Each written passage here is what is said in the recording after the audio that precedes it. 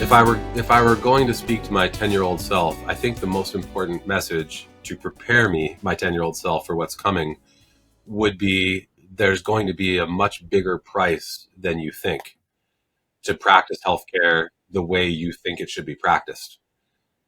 And that price is totally worth it. You pay that price 10 times over for what you ultimately are going to be able to achieve. But there was a big price. All doctors pay a price.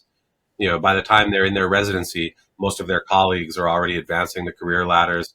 They already have a 401k. Meanwhile, the third year resident is still making almost no money, saddled with $600,000 in debt.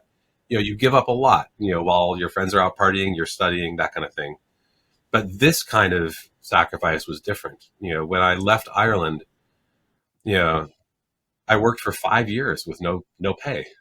You know, I wore hand-me-down clothes that our volunteers left behind. I mean, it was 5 years of giving up a lot and watching other people go off, and have these short-term benefits and make money and all those sorts of things.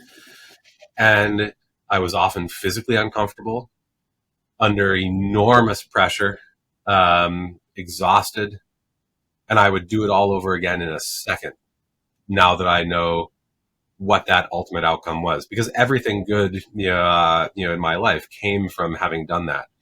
And especially now that I'm 46 and I'm looking at a lot of my other colleagues, or I should say my cohort, who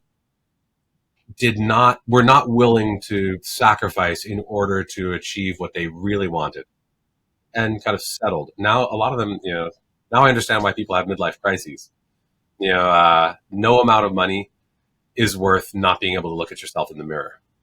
And I'm often still under enormous stress, under enormous pressure, with impossible workloads, impossible tasks. And I wouldn't trade places with anyone in the world for anything, because every single day I know that a fairly big portion of my day is going to be devoted to things that are hopefully going to have a real impact in individual people's lives, in regional, kind of outcomes.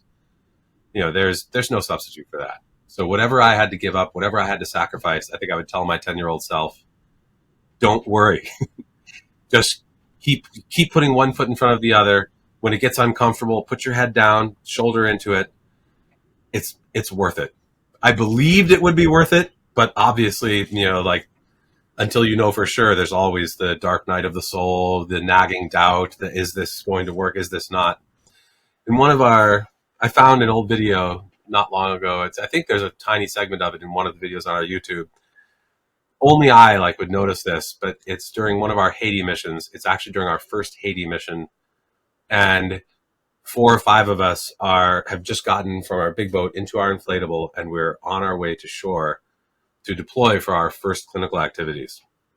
And whoever was filming, we're underway, it's going to film a quick pan of all of it. And most of them, they're laughing and they're excited.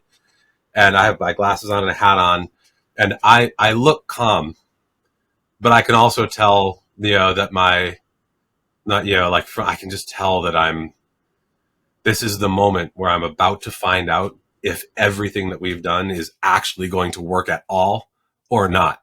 This is the moment. And I remember, this is what I'm thinking. And I'm just watching myself now years later, going man, what a moment of existential uncertainty that was. But 2 hours later, I knew with certainty that it was worth it, that it was going to work. And what a day that was. What a day that was. That was an emotional day.